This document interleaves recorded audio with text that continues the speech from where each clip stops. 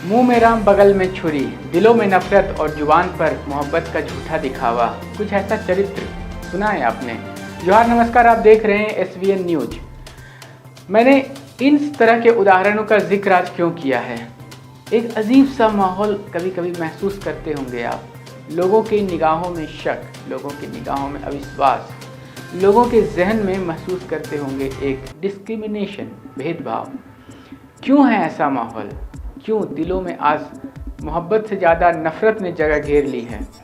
ऐसा इसलिए है क्योंकि हमारे देश में जो राजनीतिक दल हैं उन्होंने नफ़रत को एक बहुत बड़ा हथियार बना लिया है। आज जहाँ भी जाते हैं नफ़रत से सामना ज़रूर से होता है। भाषा के आधार पर नफ़रत, क्षेत्र के आधार पर नफ़रत, और सबसे बड़ी नफ़रत है हमारे देश में धर्म के आधार पर नफ़रत। हर एक आदमी अपने अंदर में एक अहम में जी रहा है। मैं हिंदू हूँ, मैं मुसलमान हूँ, मैं सिख हूँ, मैं ईसाई हूँ, बस यही है मन में भरा हुआ। ये जो धर्म है वो धर्म बना क्यों? धर्म जो भी बना है उसके जो किताबें हैं उसको पढ़ने से एक ही बात समझ में आती है कि ज़िंदगी को जीने के लिए, ज़िंदगी को आसान बनाने के लिए कुछ तौर तरीके, कुछ रस्म रिवाज बनाए गए जिसे कि धर्म का नाम दिया गया। मगर धर्म एक नहीं रहा। सबसे बड़ी दिक्कत इस मानव सभ्यता की यही है कि एक धर्म नहीं है, अनेक धर्म हैं, और बस इसी को सत्ता में आने के लिए राजनीतिक लोगों ने हथियार बना लिया। अब इस धर्म को आधार बना करके इस धार्मिक भेदभाव पर एक समय ऐसा रहा जबकि जर्मनी देश में हिटलर ने एक समुदाय विशेष को लाखों की संख्या में कटवा डाला था। इसी को आधार बना करके कई देश लड़ते रहे। धार्मिक युद्ध जितने भी दर्शक देख रहे हैं मेरी इस वीडियो को, वो जरूर से अपने स्कूली शिक्षा के दौरान में पढ़े होंगे। मगर ये धार्मिक युद्ध खत्म नहीं हुआ। धार्मिक युद्ध की एक शायद शुरुआत हो गई थी। वक्त बदलता गया, समाज का स्वरूप आधुनिक होता गया और लड़ाई का तरीका भी और ज़्यादा आधुनिक होता जा रहा है। विचारों से लड़ते थे, अब हथियारों से लड़ते हैं। विचार इतने ज़्यादा प्रदूषित हो गए हैं कि अब ये विचार किसी दूसरे के दिमाग में भी घुसते हैं तो किसी वायरस की तरह असर करते हैं। इस माहौल का अंजाम क्या होगा? निस्संदेह अच्छा तो बिल्कुल नहीं होगा, मगर इसकी परवाह किसे है? सबको बस सत्ता में आना है, पावर चाहिए सबको। एक समय के अंदर में जो मिलने वाला ये सीमित सा पावर है उसे पाने के लिए जी जान लगा रहे हैं, खून की नदियां तक बहाने को तैयार हैं। और इसका खामियाजा किसे भुगतना पड़ेगा? उन्हें तो बिल्कुल नहीं जो नफरत फैला रहे हैं। ये खामियाजा भुगतने के लिए हमें तैयार रहना पड़ेगा। आप और हम, आम जनता जो सड़कों पर घूमते हैं, कोई सिक्योरिटी नहीं है हमारे साथ में, ना कोई बचाने वाला है। हम आपस में एक दूसरे को बेवकूफ़ी में मार पीट बैठेंगे और आपस में ही भुगतेंगे इस दर्द को। और वो जो नफरत फैलाए थे वो आएंगे हमारे हम दर्द बन करके, झूठा मगरमच्छी आंसू बहा करके हमारे जख्मों पर ऊपर से मरहम लगाने का नाटक करने और अंदर से नमक रगड़ने के लिए कि देखे फलाने ने तुम्हारे साथ ऐसा किया है। नफरत की आग को वो बुझने नहीं देंगे। ऐसा चलता रहेगा सिलसिला। मगर कुछ लोग ऐसे होते हैं जो ऐसे खास ओहदों पर होते हैं, ऐसे खास परिस्थितियों में होते हैं जिनसे हम उम्मीद करते हैं कि ये कम से कम लाज और शर्म को अपने अंदर रखेंगे और नफरत की बात नहीं करेंगे। मगर ऐसा होता नहीं है। किसी भी ओहदे की बात आप करिए, आने वाले वीडियो में ही आप देख लीजिए कि क्या बात कर रहा है और कौन कह रहा है। आपकी संपत्ति सरकार को हटने का अधिकार है क्या? क्या आपकी संपत्ति को, आपने मेहनत करके कमाई हुई संपत्ति को सरकार को ऐंठने का अधिकार है क्या? क्या उस संपत्ति को मेरी माताओं बहनों की जिंदगी में सोना वो सिर्फ शो करने के लिए नहीं होता है, उसके स्वाभिमान से जुड़ा हुआ है। उसका मंगलसूत्र वो एक सोने का कीमत का मुद्दा नहीं है, उसके जीवन के सपनों से जुड़ा हुआ है। तुम उसे छीनने की बात कर रहे हो अपने मैनिफेस्टो में। गोल्ड ले लेंगे, सबको वितरित कर देंगे। और पहले जब उनकी सरकार थी उन्होंने कहा था कि देश की संपत्ति पर पहला अधिकार मुसलमानों का है। इसका मतलब ये संपत्ति इकट्ठी करके किसको बांटेंगे? जिनके ज्यादा बच्चे हैं उनको बांटेंगे। घुसपैठियों को बांटेंगे। क्या आपकी मेहनत की कमाई का पैसा घुसपैठियों को दिया जाएगा? आपको मंजूर है ये कांग्रेस का मैनिफेस्टो कह रहा है कि वो माताओं बहनों का सोने का हिसाब करेंगे, उसकी जड़ती करेंगे, जानकारी लेंगे और फिर उस संपत्ति को बांट देंगे और उनको बांटेंगे जिनको मनमोहन सिंह जी की सरकार ने कहा था कि संपत्ति पर पहला अधिकार मुसलमानों का है।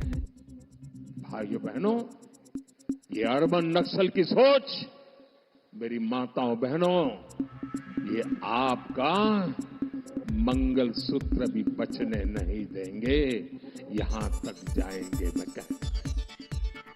साथियों, कांग्रेस में भ्रष्टाचार ही शिष्टाचार है, ये तो वागड़ के लोग अच्छी तरह जानते हैं। कांग्रेस के शासनकाल में युवाओं के सपनों के साथ खिलवाड़ किया गया। अब कांग्रेस के पेपर लीक माफिया पर भी हमारे भजनलाल जी पूरी ताकत से लगे हैं और उनको ठिकाने लगा करके रहेंगे। केंद्र सरकार ने भी इसके लिए एक कड़ा कानून बनाया है। अब इनको ये भी मालूम नहीं है, पार्लियामेंट में बैठते हैं, पेपर लीक का कानून बन चुका है, अबे घूमते फिरते हैं हम कानून बनाएंगे। ये कानून युवाओं को धोखा देने वालों को कड़ी सजा दिलाएगा और ये मोदी की गारंटी है। साथियों, कांग्रेस ने वागड़ इलाके को भी सड़क, रेल और दूसरी कनेक्टिविटी से हमेशा वंचित रखा। आपको ऐसी सुविधाएं देना ये मोदी की गारंटी है। हमने रतलाम डूंगरपुर रेल लाइन को वाया बांसवाड़ा से जोड़ने का काम शुरू करवाया। इस काम को भी कांग्रेस ने बरसों तक लटका कर रखा था। उदयपुर, बांसवाड़ा और डूंगरपुर को शामला जी गुजरात के साथ जोड़ने वाले नेशनल हाईवे से भी बहुत फायदा हो रहा है। उदयपुर में कनेक्टिविटी सुधारने के बहुत सारे काम हो रहे हैं, इसमें हाईवे, रेलवे के कई प्रोजेक्ट शामिल हैं। बांसवाड़ा में पावर प्लांट भी बन रहा है। 4 जून के बाद ऐसे हर काम को तेजी से पूरा किया जाएगा। साथियों, बीते साल में बहुत कुछ हुआ है, लेकिन अभी हमें विकसित भारत बनाने के लिए बहुत कुछ करना है। मोदी का मिशन है 24/7 फॉर 2047। मैं आपको भी इस मिशन से जुड़ने के लिए आमंत्रित कर रहा हूं और इसके लिए 26 अप्रैल को भारी मतदान जरूरी है। बांसवाड़ा से हमारे साथी भाई महेंद्र मालवीय, उदयपुर से मन्नालाल रावत संसद पहुंचेंगे तो मोदी के मिशन को मजबूत करेंगे। और हां, आपको बागीदोरा उपचुनाव में भाजपा प्रत्याशी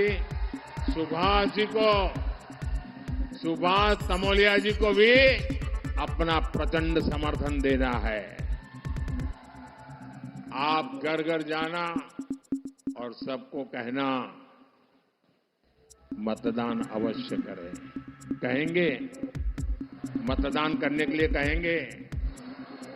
अब मुझे बताइए, हमें लोकसभा भी जीतनी है, ये असेंबली का चुनाव भी जीतना है, लेकिन ये जीतना है तो क्या करना पड़ेगा? क्या करना पड़ेगा? ज्यादा से ज्यादा मतदान करना पड़ेगा। करेंगे?